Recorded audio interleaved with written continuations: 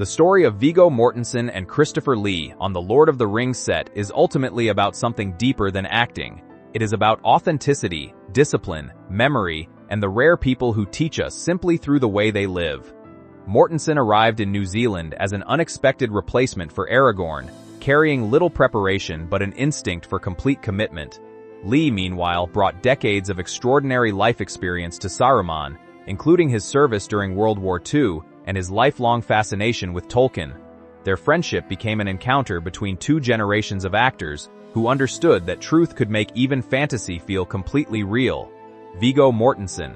Before Aragorn, long before becoming Aragorn, Viggo Mortensen had built a career around disappearing into difficult and unconventional roles.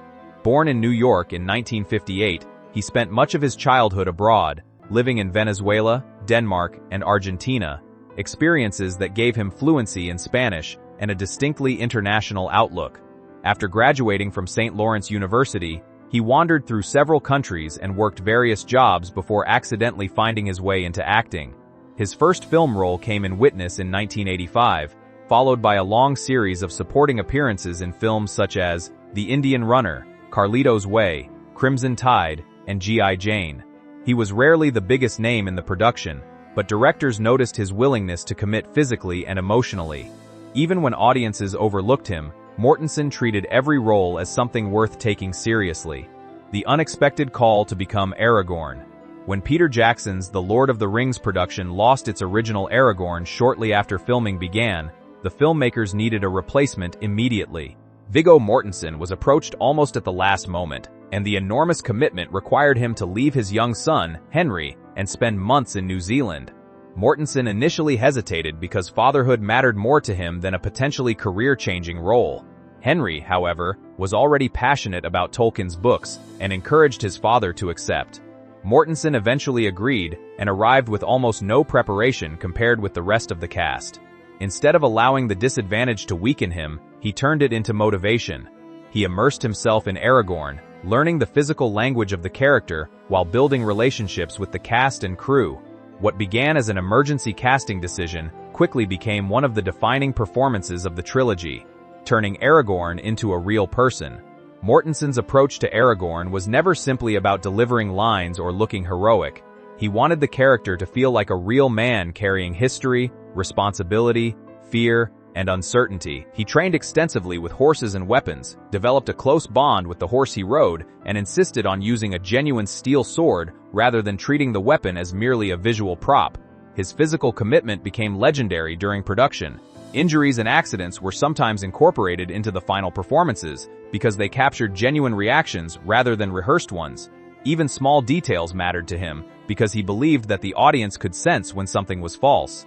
This philosophy suited Aragorn perfectly. The character was supposed to be reluctant, guarded, and uncertain about his destiny before gradually accepting his responsibility. Mortensen's own intense process helped create a version of Aragorn who felt less like a fantasy hero and more like a complicated human being. Christopher Lee's extraordinary past. Christopher Lee brought an entirely different kind of authenticity to the production. Born in London in 1922, Lee had lived an extraordinary life long before becoming Saruman. During World War II, he served with the British military and worked in intelligence-related roles, experiences he rarely discussed in detail. By the time younger actors met him on The Lord of the Rings, he had already accumulated decades of professional and personal history. He was also multilingual, deeply interested in history and mythology, and had personally met J.R.R. Tolkien. Lee was an enormous admirer of Tolkien's work and reportedly reread The Lord of the Rings regularly. Although he had once hoped to play Gandalf, his age and the physical demands of the role made Saruman a more suitable choice. His presence therefore carried unusual weight. He was not simply portraying a character from Tolkien's world, but bringing a lifetime of experience to it. The bond between Lee and Mortensen and Lee developed a particularly meaningful connection during production. Both men were intensely curious about history, language, mythology, and the cultural traditions that influenced Tolkien's writing.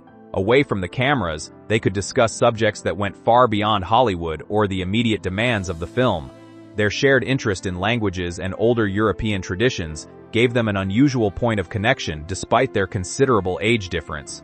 Mortensen admired Lee not merely as a famous actor, but as someone whose life had given him experiences that could never be reproduced through research. Lee, in turn, recognized Mortensen's unusual seriousness and physical instinct. The younger actor's dedication to swordsmanship and realism clearly impressed him. Their relationship became an example of how creative partnerships can develop through mutual respect rather than conventional mentorship. Lee did not need to lecture Mortensen about acting. His life and working habits were already a lesson, the lesson behind Lee's famous advice. One of the most memorable stories surrounding Lee concerns a scene involving a character being killed. When Peter Jackson discussed how the moment should sound, Lee reportedly explained that he knew what such a situation sounded like because of his wartime experience. Rather than producing a dramatic scream, the physical reaction would be shorter and more involuntary. Jackson listened and allowed Lee's experience to guide the performance.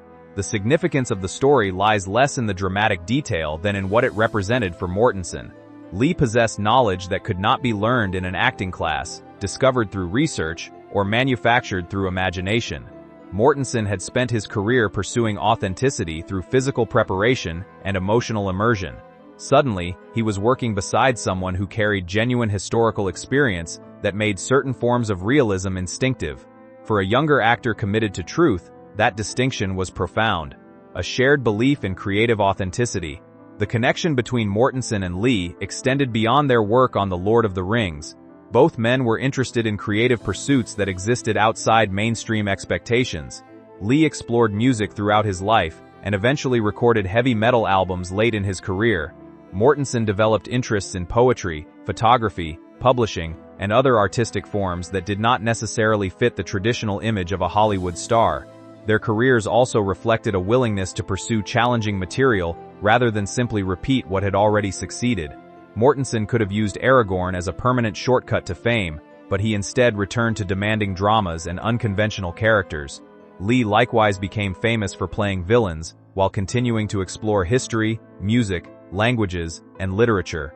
Their example suggests that artistic identity is not necessarily built by chasing popularity.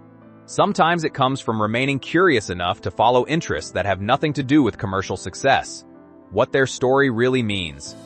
The lasting power of the Mortensen and Lee story is not really about swords, injuries, famous movies, or behind-the-scenes legends. It is about the people who quietly change our understanding of what it means to do something well. Mortensen entered The Lord of the Rings as an actor who had been working for years without becoming a major star. Lee entered it as a legendary performer carrying nearly 8 decades of life experience. Their paths crossed because both believed that authenticity mattered. Mortensen learned from Lee that some truths cannot be convincingly invented because they come from having lived through something. Lee, meanwhile, encountered a younger actor who was willing to work with unusual seriousness and respect.